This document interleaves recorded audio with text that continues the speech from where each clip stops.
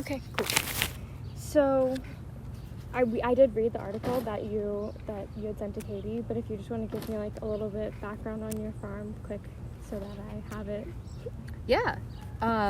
So I moved to this space in the summer of 2017 and I purchased my house, and then I knew there were 2 lots next to my house, and that was something that I was looking for, but it wasn't an instant like, oh, now I'm having a farm.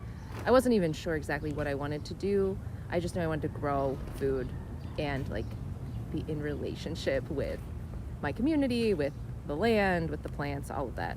And so the second year I made an offer on the first lot that was for sale. They were 2 separate parcels, and one was through redevelopment and one was through repository. So it was an education for me. Like if you're thinking about urban farming and urban land, it's not always just a simple, straightforward process. It's figuring out who owns it, what stipulations come with it, how do you obtain it, what's expected, all of that. So I just went pretty slowly, trying to just learn as I went along. So I purchased one property and started growing a few things on it, mostly for my own use and for friends. And then in 2019, I don't know.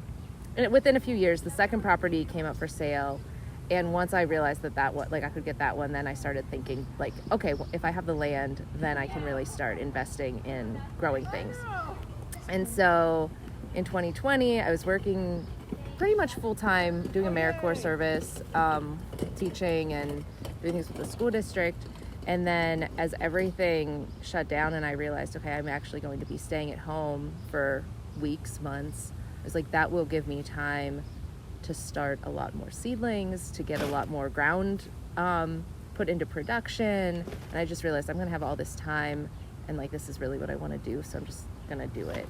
And so then I like came up with the farm name, registered as a business, started thinking like what would it take for me to move beyond my backyard gardening to like be producing things at a slightly larger scale.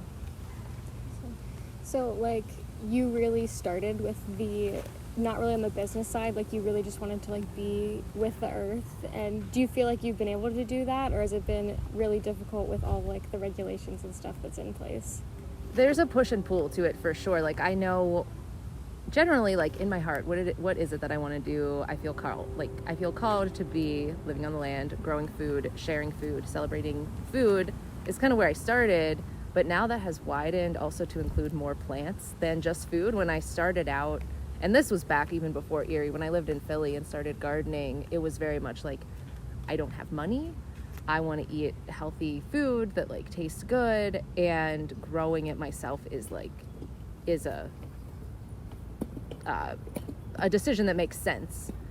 And so that's kind of where I'm like, I'm not wasting any of my space on anything that I'm not going to eat. And I've changed a lot since then. That was like 10 years ago. And now I'm just also so attuned to like the beauty of things, what things bring me joy when I see them, what things are the children drawn to, what things do people around me like seek out or ask for or want to see growing, or what are plants that I haven't met yet that I want to learn about. So it has widened a lot and continues to, like with every year that I am growing. What was your original question? Oh, about the business part? Yeah. It's really hard, and I try to be honest with people about that, because I don't want to run a business. I'm not interested in it. I'm not really interested in marketing or in like having that kind of track of my finances, like which crops are profitable and like, okay, my labor is worth this much. It's my brain doesn't think that way. Mm-hmm. So it's hard to try to fit into that system, but it's also necessary in terms of like taxes, our money. I can't go and trade them produce for this. The world that I want to live in doesn't exactly exist currently. So trying to navigate that, it's like I need to be able to cover my expenses. I need to be able to be financially secure myself and like be sustainable for myself, for like everything that I'm responsible for. But at the same time, I don't want that to be how I make decisions, is like based on what is the most profitable. I want it to be that like beautiful interconnection of what might be best for the land, what might be best for like the people who live here. Like what does my neighborhood have to say? What does the city say? Because there's a lot of conflicting messages even about urban farming. There's some people who love it. There's some people who hate it. There's people who think it's kind of dumb, or it's like wasted space. And so I guess I'm just always trying to really deeply observe and listen to who's around me and what's around me, because I'm not out somewhere where I can just do whatever I want. I'm somewhere where people are in my space every day, where I live next to lots of other people, which is the beauty of like urban farming. But I feel like that sense of responsibility to others is something that really must be considered. Did you always know you wanted to urban farm, or did it just kind of like fall, like, I know you said you always wanted to do like gardening or being like working outside, but was urban setting always on your radar, or was that kind of something that came up? I grew up more in the country, but we weren't growing.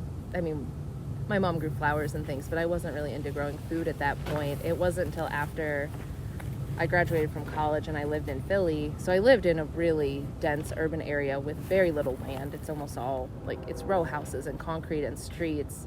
And that's when I fell in love with like growing food, and then it moved into just being more and more interested in agriculture, horticulture, botany, all those things.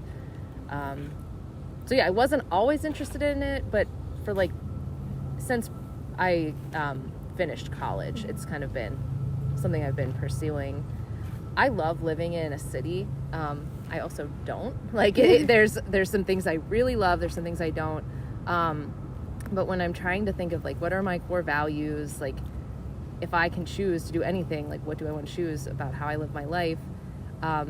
Being like in community and around people is important to me, even though I'm also like, I love to be quiet, I love to be alone, I want to be out on a mountain somewhere. It's like the in-between is not attractive to me. So it's like, I either want to be out alone somewhere in nature or be in the midst of like everybody living their lives. And since I can't do both, for me it makes more sense to be in the city, because I feel like cities are kind of where if I had time to like really think about this, I could probably put it all into like, but just the city is where like people are. It's where people come to, especially marginal areas of cities, like places that have had historic disinvestment, places where often like groups as they come in, like refugees, migrants, people come in to like the kind of areas where urban agriculture happens, where it's allowed, and all of that's its whole own topic of where they decide you can have a farm. It's where they're like, well, we already don't care about what's going on there. It already looks blighted, so you can put your plants there, whatever.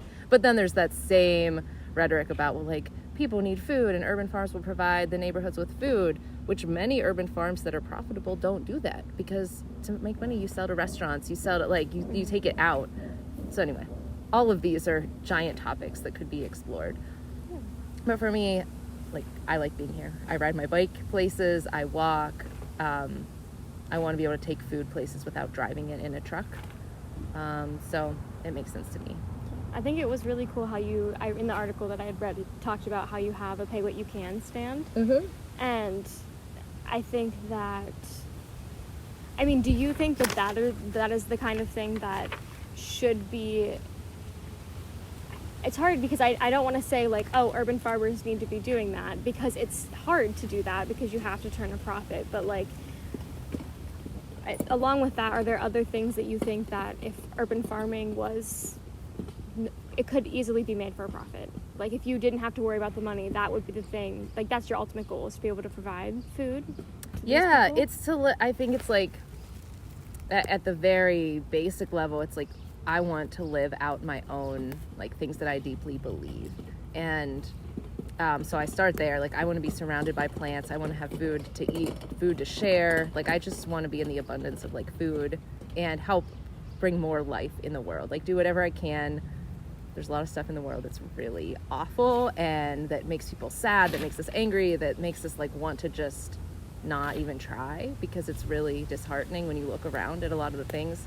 But at the same time, when I'm gardening or cooking or preserving food, and especially sharing food with others, or even just sharing being in nature, in the presence of plants, that's what brings me a lot of joy in life and makes me want to keep living and like keep being active in the world.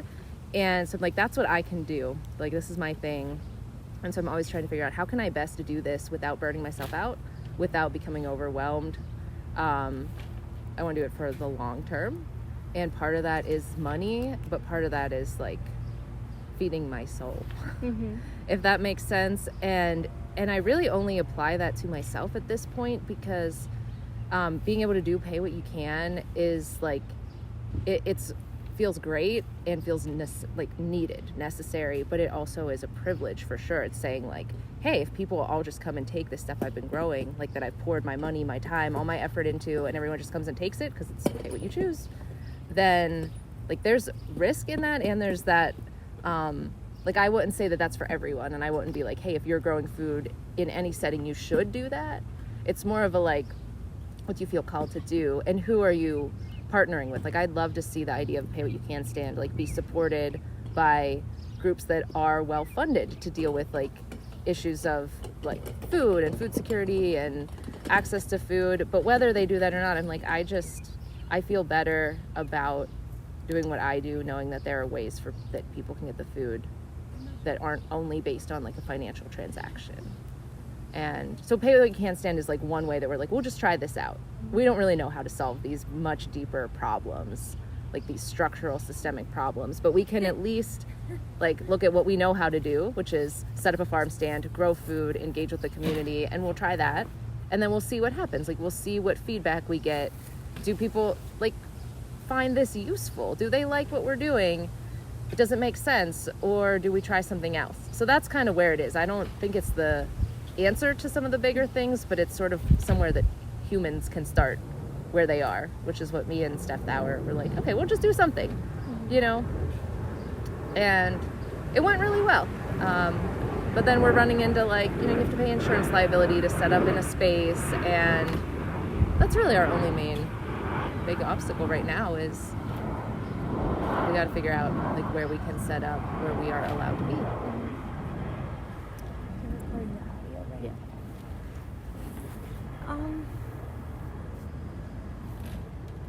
I guess, do you think that a lot of the business ins and outs of urban farming have made it harder? I mean, they've obviously made it harder, but like in what ways have they made it harder for you to do what you want to do? Yeah. Well, this isn't specifically a business related thing, but the regulations and things like zoning and property maintenance, and every city is different, and some places in the US and elsewhere are like very welcoming and even incentivizing of things like urban farming. But where we are here, there's a lot of hesitation about it, and some for good reason. Like I understand where a lot of the people are coming from. At first I was just kind of like angry when people would be like, no, you can't do that. Like, no, hoop house, no, this, you can't have tall plants, you can't have this. And I'm trying to understand why are some of those regulations there. Some of them I think come from some good intentions, and some come from like people just being racist or being, having a mindset that says like there's only one way that things will like look appropriate. And that's something just on a wider sense that I'm sort of struggling against, resisting. Hey, not all tall plants are unsightly or things like that. But at the same time, and this is where it just gets so tricky, it's like, and this isn't just here, this is like my whole neighborhood as you start to think about urban planning and place and proper, all that stuff. It's huge, all of it. But so there's, say, a lot of unmown lawns. And there are properties that are vacant. There are properties where the yards are untended, so you could look at that and say, that is providing a ton of habitat. And there's food in there. There's all kinds of wild food. There's like, okay, look, that you could look at that and see it through that lens of like, this is kind of cool that this is happening. You could also go by as a neighbor or as a zoning officer and be like, that's a huge problem.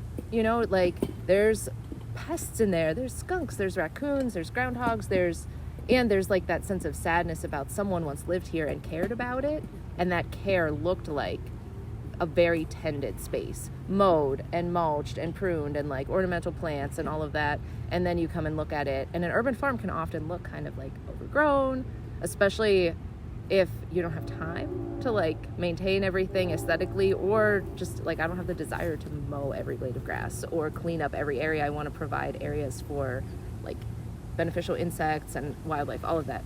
So it's just all of these different tensions, and then you add regulations on top of that, and and then trying to say like, okay, if this is a business, I need to make like business decisions. So I mean, a lot of that just comes down to finances and saying what is profitable, and that's not always what is like maybe best for the land or best for people. Yeah, does that answer your question? Yeah. It's kind of, for me, I guess it's just there's so many questions, and I'm trying to do things like the best way I can, you know, not that there's a right way, but I'm like, if I'm making all these choices and my values are underlying the choices that I make, and knowing that my choices affect a lot of other lives around me, then how do I make good choices within all of these existing structures? Do you think that there's adequate support in the community to help you make those choices? Have you found like people that are able to give you support for the things that you don't know? Yes. Not on every single thing, but just generally, that's kind of why I'm in Erie and why I'm doing this here. I feel like the community has been extremely supportive overall of urban farming is kind of new in Erie. Growing food is not new. Like everyone who lived here, you know, indigenous people lived here, and this place was full of food in the forests, and then like it kind of was all anyway colonized and all of that. It's whole own topic, of course, but it's not new that people are living here growing food, but the idea of urban farming is pretty new here. They just allowed it, like it's only been legal for a few years. There's only a few people who kind of are like, okay, I'm gonna do this and actually kind of try to have this be my thing, my business, not just my garden, you know, have things to sell or have things on a larger scale. And there's been a lot of support, which I've especially seen anytime that I have been struggling, or at least visibly struggling. People are always asking how they can help and what they can do. And I felt extremely supported by the community. It doesn't mean that every question gets answered or like every single thing that I want to do gets done. But I feel like, yeah, the support is there. And people are really interested in learning, which has been life-giving to me because I come from like a teaching and education background, part of it.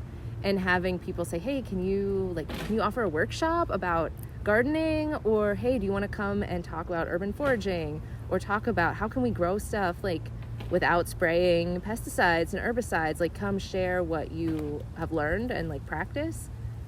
And that's another reason why I really like to be in a city, because there's like ways to share what I care the most about, and people are like, hey, I want to do this too. Or people are like, hey, I know how to do something that you're trying to do.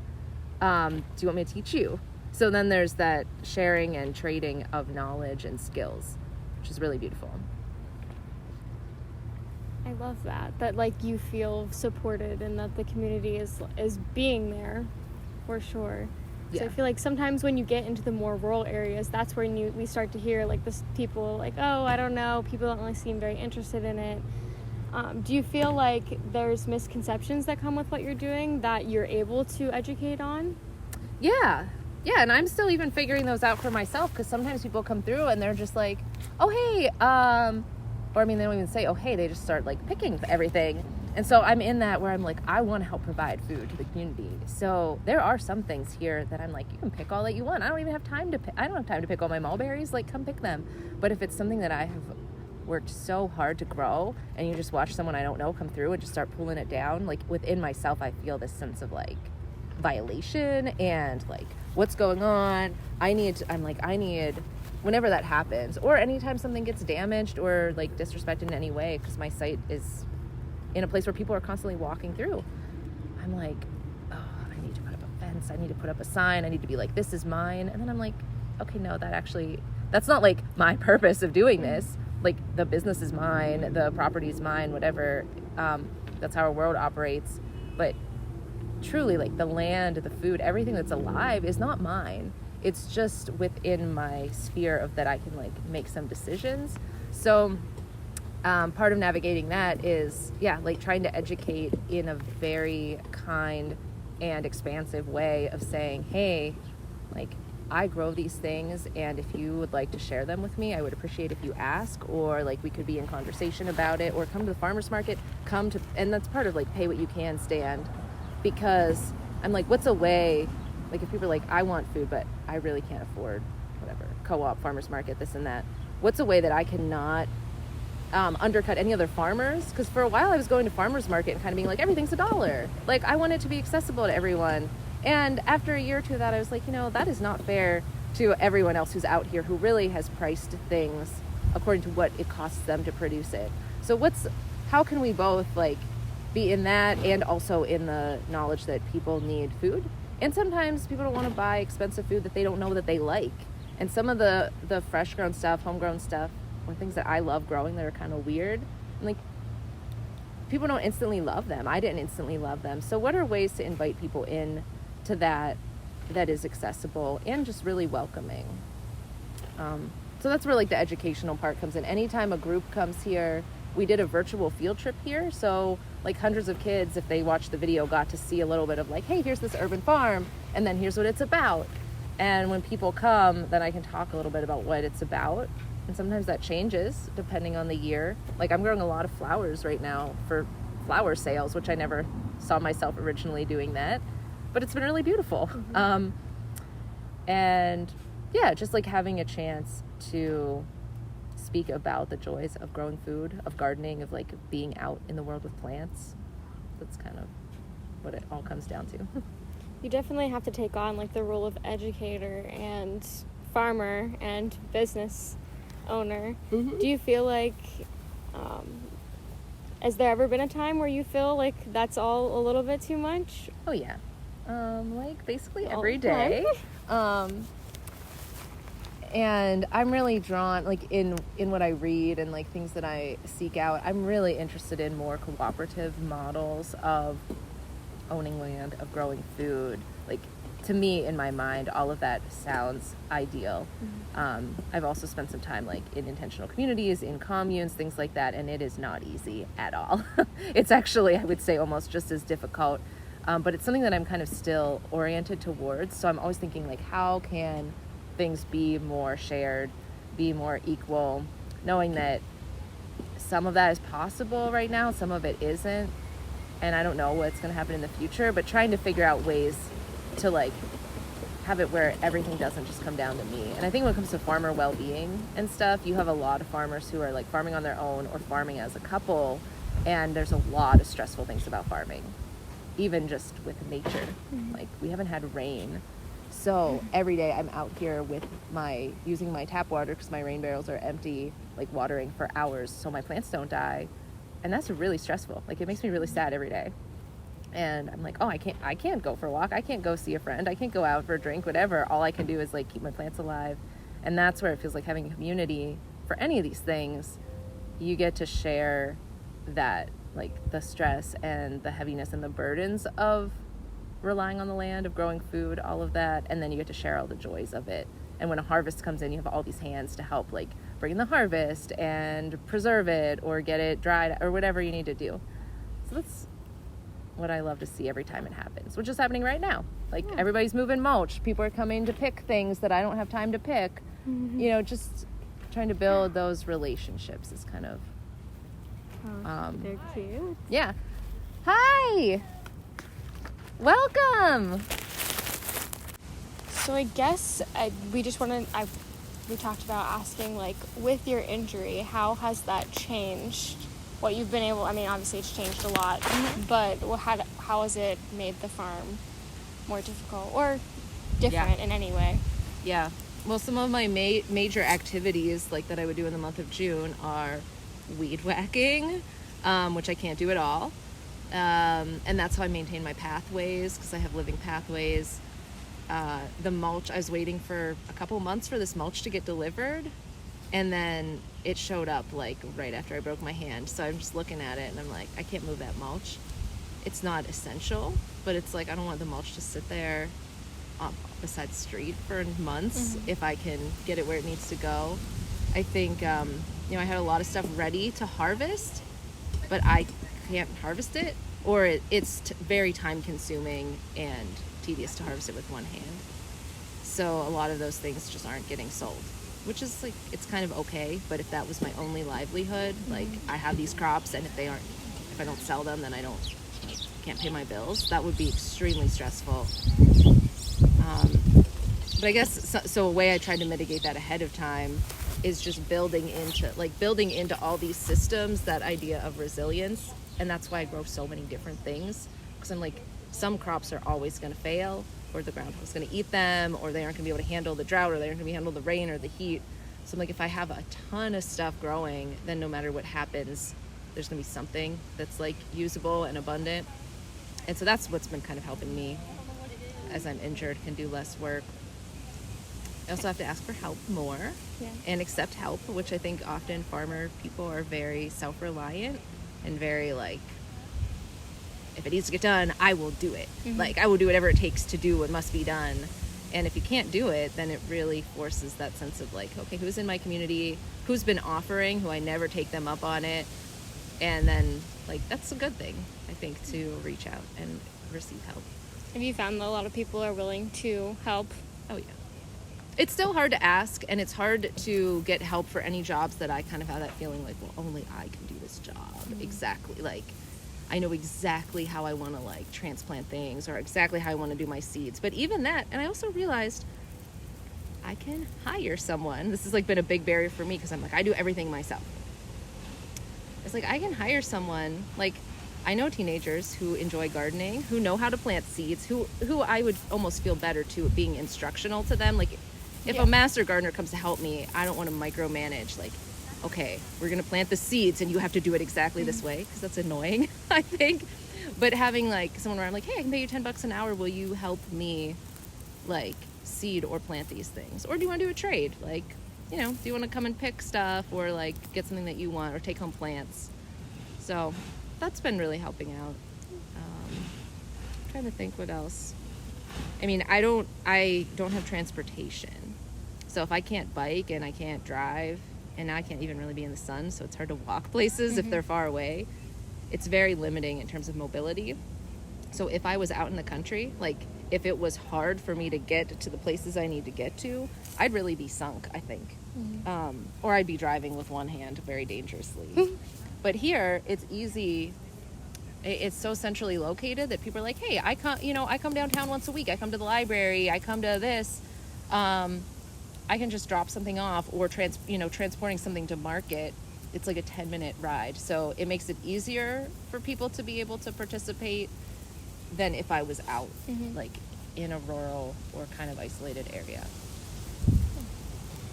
Do you feel like, I mean, I feel like you would say that you love the urban farming. Is there anything about it that has been more challenging than other parts?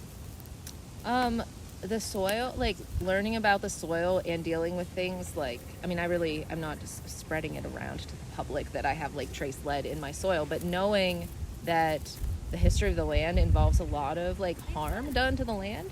And, you know, if I'm like digging a hole to plant a tree and it's just all that concrete or all this like, you know, like stuff from the homes, that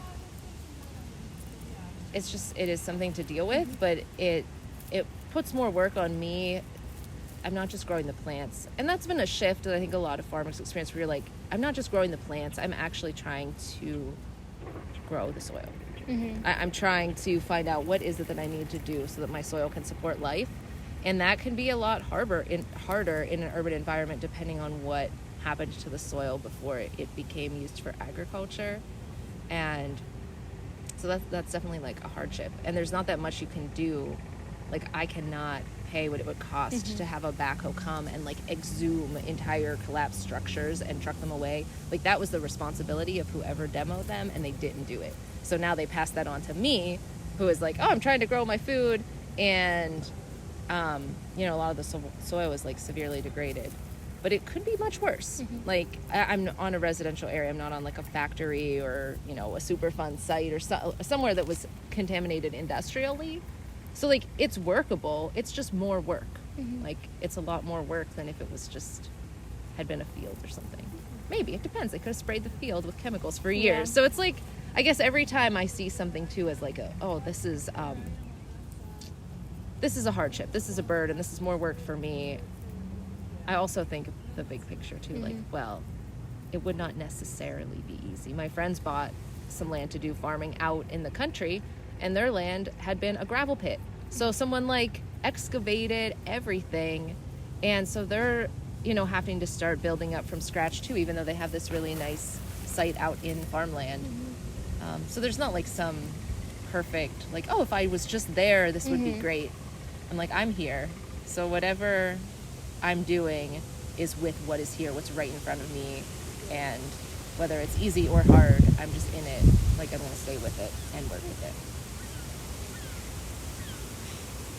I'm just going to switch gears like a little bit hard. I love that though. That your mindset is just really inspiring. It's really nice. When we talk to some farmers, it's like a little bit more like harder to listen to. I mean, it's obviously the struggles are there, but like it's been really nice to talk to you.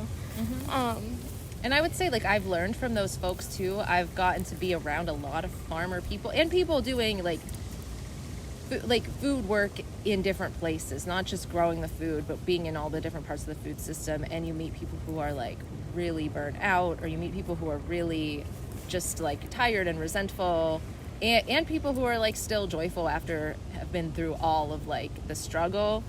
And I think something I'm really grateful for in my life, and it's a huge privilege that like I've gotten to observe and hear from a lot of different narratives around, mostly in this country, some other places, and kind of see like, okay, here is where I want to go and here's where I don't want to go. And sometimes I feel myself going towards, like, even there's people in Erie I've met who like we believe the same things, but their message sometimes either feels really, really like defensive, argumentative, kind of like, this is right, this is wrong, you have to do this, you need this plan. And I see that and I'm like, I could become like that. I could sound like that. We're not that different in what we actually think about. But as I see that, I'm like, okay, that's not the message that I want to bring to the community, because that's not the only message. There's also like the joy, the love, all of the beauty, all of that is here every day. So I just have to keep reorienting myself and like noticing, because sometimes I start, like, I'll be talking to people and I'm just like, I work all day, like, I don't sleep, this, farming, this, and I'm like, okay, I hear myself, and that's not the message, like, that's not the main message that I want to have out there. It is, there's truth to it, but it also becomes this inner loop, like this inner feedback loop that's like, I'm doing it alone, no one's helping me, no one values food, because people do the farmers work and they're like, $4 for broccoli, and they'll like pick something up and they'll be like, oh no, and I'm like, oh my gosh, I have like spent my whole life trying to like provide this to the world. And I'm like, you know what, no, I am not a saint because I grew this broccoli and brought it to this table. Like, it really doesn't matter if someone comes and says, oh, that's great, or someone comes and says that's overpriced and tiny puny broccoli. Like that, like none of that is what it's about, but it's easy to get kind of stuck in like some of those things, and I'm just really determined not to get stuck there. What do you think helps combat that in the agricultural community? Well, on a personal level, like having mindfulness practices, having things other than farming, which for me, farming has become fairly consuming of my time, because my other job is like gardening with children and we're doing similar things. And I'm like, okay, what are other hobbies that I love that literally have nothing to do with this? And so I'm trying to revisit some of those, especially in the winter, and make sure that even just the very basics, like eating good meals, because I think this happens to other farmers too. During the harvest season, there's like no time to cook and prepare food, because all day you're like out harvesting and doing things. And I'm like, it makes me sad if I grew all this stuff and then never even like took time to eat a good meal with it, because that's how I started out. Like, I want to eat a good meal, so I'm going to grow this stuff. So just trying to like eat well, get sleep, get exercise that's not farming, which is like bending over and lifting things and doing the same things, and like taking time for celebration and joy and rituals, like whatever, spiritual rituals, non-spiritual, just trying to like incorporate all the elements of being like well. Yeah. And what else? Yeah, I guess all the same things I've been saying, like taking time to pay attention, going out and enjoying the farm, not just like doing work on the farm, hanging out with other farmers who are like trying to have a good perspective too, like just trying to stay in it. Where did you find most that community of farmers? Like, where did you seek that out, or did it kind of find you? Right now, I wouldn't say that I have it like super strongly because there's not a lot of urban farming in Erie. Like I don't have a go-to like, oh, here's another urban farmer who you can just talk with. But the farmers market, I would say, is where I find that community. Like every week that I go to the Little Italy farmers market, people come and they want to talk about plants, or they're excited about like different elements of the farm. And even though it's not like a farmer community specifically, there's enough people who really care about what's going on to feel that sense of like, oh, like there's a lot of people who are into these things and we're not alone and we're not like isolated. And I know Marty and Edinburgh Market are really trying to promote that, which they're having like farmer potlucks and all, like I know stuff is happening that I haven't been super a part of yet, but I know it is happening. So if I ever was like, I just want to go talk to other farmers. And another thing is PASA. Yeah. Like me and two other people who are in farming locally, Gretchen Durney, Gretchen Oat, we went to PASA this year, and it was so good just to go with the two of them so we could talk about, like one's doing nonprofit farming, like the urban youth projects, one's out farming in a rural area with animals, and then there's me doing my thing, so we could talk to each other. And then we go to this conference and you meet people in Pennsylvania and across the country who are doing very similar types of farming. And even doing that once a year, it's like this rejuvenating, okay, this is a whole movement of people doing this everywhere, and then you don't feel like you're just one person doing your little thing.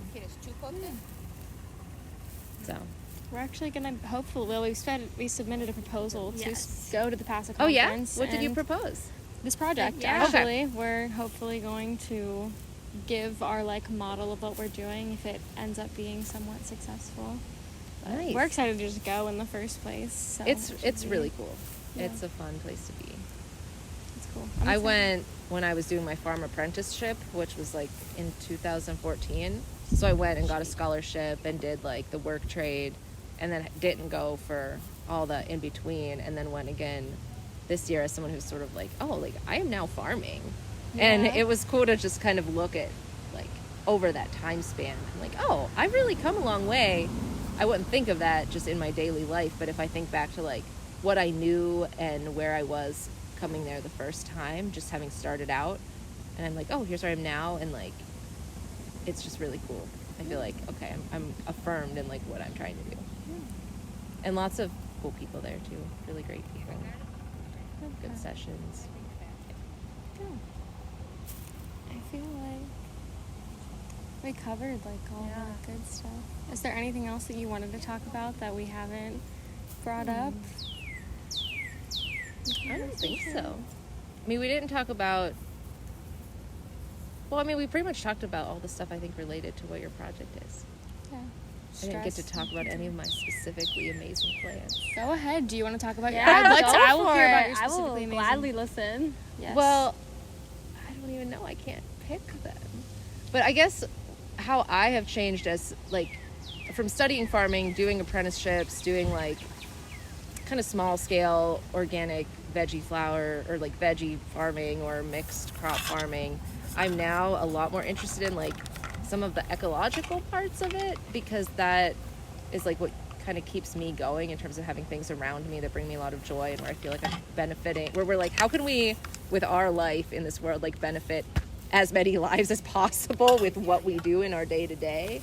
And I guess for me that has just been like, I just need more and more plants, like different plants, so that, like I was telling you, so that if something totally flops or gets eaten or gets a pest, it's not that same like heartbreak of I lost my entire, like half my field was this crop and it's gone, which I think it contributes to a lot of the farmer like sense of, I mean, almost that like suicidal, like why do I even bother? Because you do everything and then you get a hailstorm or you get a drought or you get a whatever, and like I'm like, I have to like do something that will resist that. And for me, that's just like grow anything that I'm interested in growing and get to be with the life of that being, which is the plant, get to know the plant, get to know everything that like gets food from the plant or gets something like I might be gaining, whatever I'm harvesting, but feeling like it's more than just me and the plant in a relationship. It's like the entire ecosystem is in a relationship. And then there's people who come, and what is so like life-giving to me is when people come and know a plant differently than how I know it, like a school family will come and they'll be like, oh, this is, and they'll tell me the name and they'll be like, we use this part. And I'm like, that's amazing, because what I read in the seed catalog was I grow it and I use that part. And then you have this whole new world open up that's like, okay, it's not just me and the plant. It's like these people and their whole culture and their ancestors have a relationship with this. And now we're learning how this plant grows in Erie, and can we save the seed or can we not? And like, it becomes a whole story, which for me is like very important to my life. I'm like, okay, I'm in this story and this and that. And just all of the different plants growing together, it makes me so happy. It makes me like want to go out there and keep growing things.